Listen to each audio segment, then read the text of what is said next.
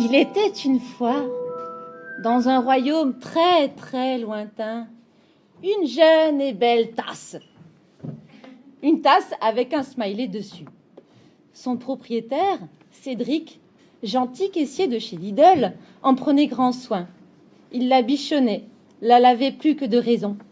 Jusqu'au jour où Cédric, poussé par une politique de ressources humaines totalitaire en demande de rendement extrême, elle-même poussée par une société de consommation individualiste où l'on doit tout avoir tout de suite, tout parfaitement. Mais dis donc, c'est en promo ça, hein? Fallait faire des études, Cédric. Tout, trop de tout. Cédric, donc, se suicida. Cédric n'ayant fait aucun testament, la jeune et belle tasse se retrouva dans les mains de Ghislaine, directrice des ressources humaines, aigrie et vierge. Ghislaine avait peu de considération pour la jolie petite tasse. Elle demeurait avec d'autres tasses abandonnées d'anciens employés partis pour cause de mort ou de renvoi dans l'armoire à trophées de Ghislaine. Ghislaine aimait à se promener dans les couloirs avec les anciennes tasses afin d'asseoir son pouvoir et son autorité toute puissante. Elle ne buvait pas dedans car elle les considérait comme sales et contaminées par le manque de professionnalisme et la profusion de bave de feignasse. La jolie petite tasse était devenue partie intégrante du système de terreur de Ghislaine et par extension de Lidl. J'ai pas trouvé une musique genre tan. J'ai pris ça. Alors, la jolie petite tasse détestait son nouveau statut.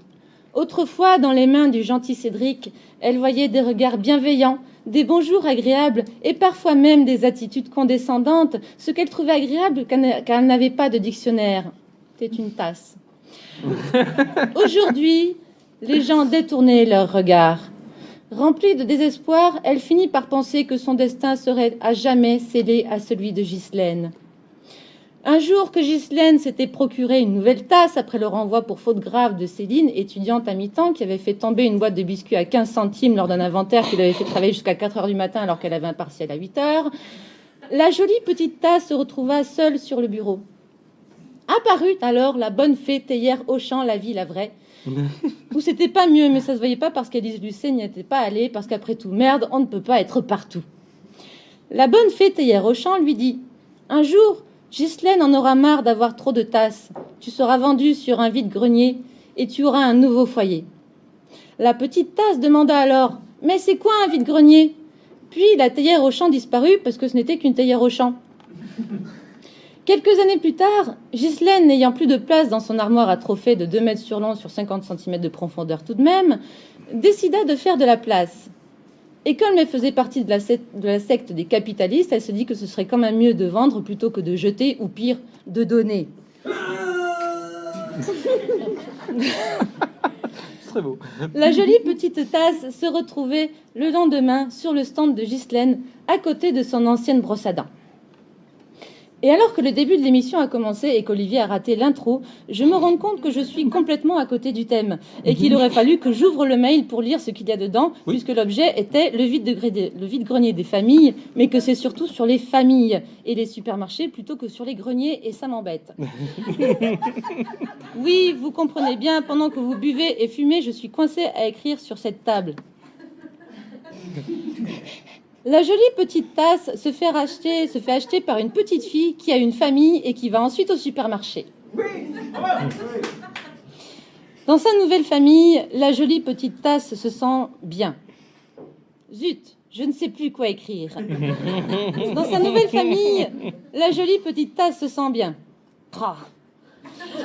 Dans sa nouvelle famille, la jolie petite tasse se sent bien et je vais me chercher un verre de blanc. Je suis en train de faire du direct live différé. On dirait Ushuaïa.